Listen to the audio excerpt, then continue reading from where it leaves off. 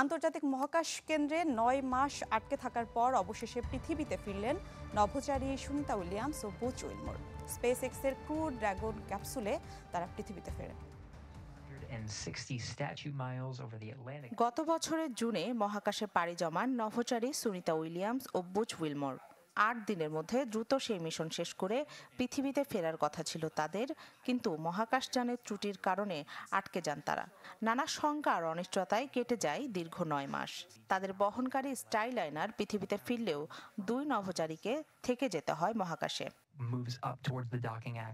অবশেষে সুনিতা ও বুচের মহাকাশের ৮ দিনের সেই মিশন শেষ হলো ৯ মাসে।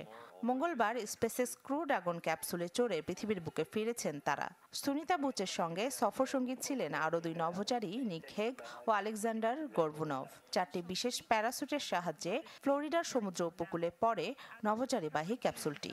সমুদ্রে নামার পর তাদের আশেপাশে ঘোরাঘুরি করতে দেখা যায় কৌতূহলী ডলফিনদের।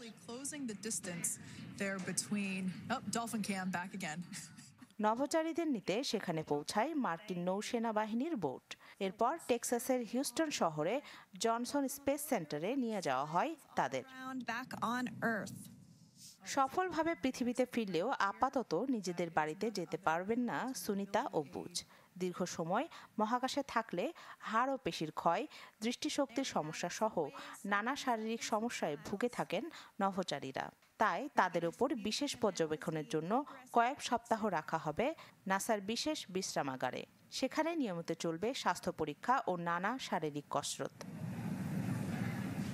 জুন থেকে মার্চ পর্যন্ত মহাকাশ যাপনের পুরো সময়ে এই ২ নভোচারী ব্যস্ত ছিলেন মহাকাশ স্টেশন রক্ষণাবেক্ষণ ও বিভিন্ন বৈজ্ঞানিক পরীক্ষা নিরীক্ষায়। নাসার কর্মকর্তারা জানিয়েছেন ৯ মাসের ৯০০ ঘণ্টারও বেশি সময় ধরে ১৫০টি গবেষণা করেছেন সুনিতা ও বুচ।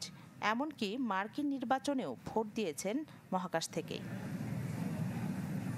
রাখি জেসমিন, চ্যানেল 24।